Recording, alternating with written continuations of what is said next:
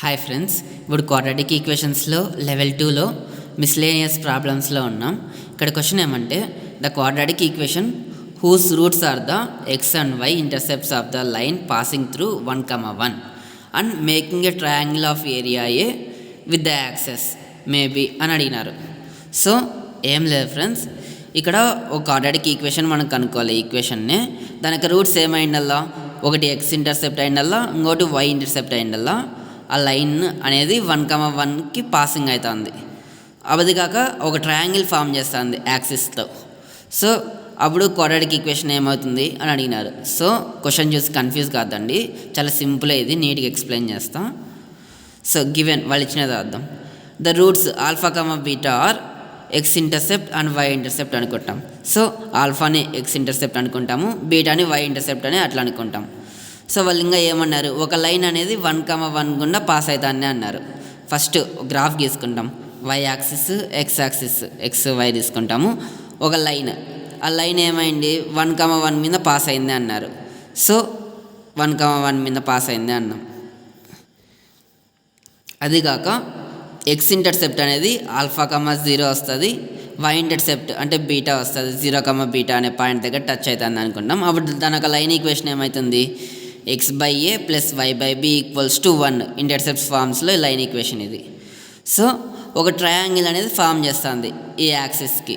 ఈ యాక్సిస్తో ఒక ట్రయాంగిల్ లాగా ఫామ్ చేస్తుంది, ఒకటి 3 సైడ్స్లో. అప్పుడు ట్రయాంగిల్ ఒక ఏరియా ఏ అనుకుంటే ఈ ఆప్షన్స్ చూస్తే అన్ని ఏల్లో ఉన్నాయి. క్వాడ్రాటిక్ ఈక్వేషన్ అనేది ఇక్కడ ఏ అంటే ఏరియా అని అర్థం, ఏరియా యొక్క వాల్యూ. సో ఏరియా ఏమవుతుంది, half into base into height అవుతుంది కదా. బేస్ అంటే ఇక్కడ నుంచి ఇక్కడ ఉండే డిస్టెన్స్, ఇక్కడ నుంచి ఇక్కడ ఉండే డిస్టెన్స్ మనకు ఆల్ఫానే అవుతుంది. సో అది కాక హైట్ అంటే ఎంత, ఈ హైట్ అంటే 0 నుంచి వై యాక్సిస్లో బీటా వరకు ఉంది కదా, ఇది beta. So half into alpha into beta అవుతుంది area value. So A equals to half alpha beta, 2a equals to alpha beta. ఇది ఈక్వేషన్ 1 అనుకుంటాం. నెక్స్ట్ ఏం కండిషన్ ఇచ్చినారంటే పాసింగ్ త్రూ 1,1 ఈ లైన్ అనేది 1,1 పాస్ అవుతానే అన్నారు. సో అప్పుడు 1,1 అంటే ఎక్స్ ప్లస్లో 1,1, ఎక్స్ ప్లస్లో వై ప్లస్లో 1,1 పెట్టుకోవచ్చు. ఏబి అంటే ఏంటివి, x intercept y intercept. So x intercept అంటే ఆల్ఫా, వై ఇంటర్సెప్ట్ అంటే బీటా. ఫైనల్గా మనకి 1/α ప్లస్ 1/β ఈక్వల్స్ టు 1 ఈక్వేషన్ వస్తుంది. దీన్ని సింప్లిఫై చేస్తే, దీన్ని పక్క ఎల్సిఎం చేస్తే alpha plus beta equals to alpha beta అవుతుంది. సో ఇది ఈక్వేషన్ 2 అనుకుంటాం. మనకేం తెలుసు, ఆల్ఫా ప్లస్ బీటా అన్నా కూడా ఆల్ఫా బీటానే, అంటే దట్ ఈక్వల్స్ టు 2a అవుతుంది.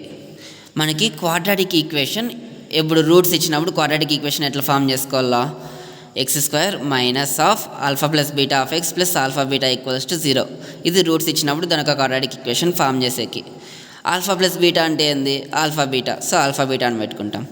x² minus alpha beta of X plus alpha beta equals to 0 from equation 2. Next equation 1లో ఏమి ఇచ్చినారు, ఆల్ఫా బీటా అంటే 2a కదా, 2aగా రాసుకుంటాం. x² minus 2a of X plus 2a equals to 0.